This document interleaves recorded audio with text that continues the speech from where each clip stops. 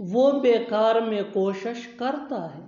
वो बेकार में पूछ रही थी। हम बेकार में खेल रहे हैं। इन जुमलों में हम कह रहे हैं बेकार में। इसके लिए आपको यूज़ करना होगा इंग्लिश में फॉर नथिंग। आइए कंप्लीट स्ट्रक्चर देखते हैं। Sentence plus for nothing. Sentence या सिचुएशन के हिसाब से या टेंस के हिसाब से चेंज होता रहेगा। फॉर नथिंग ये वही रहेगा विच मीन बेकार में। अच्छी तरह समझने के लिए कुछ मिसालें देखते हैं। वो बेकार में कोशिश करता है।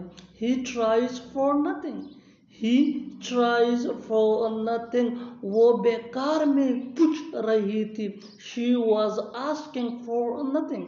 She was asking for nothing. हम बेकार में खेल रहे हैं। We are playing for nothing. We are playing for nothing. बिल्कुल फार्मूले को हमने स्टेप बाय स्टेप फॉलो किया। अब भी इस फार्मूले के बेस पे ऐसे जुमले बना सकते हैं अंग्रेजी जुबान में आसानी से। That can be really helpful for you. One more example for better understanding. तुम बेकार में दौड़ रहे हो। You are running for nothing. You are running for nothing. और आखिर में ये सेंटेंस आपके लिए कमेंट सेक्शन में इसका जवाब ज़रूर देना। वो बेकार में लड़ रहा था।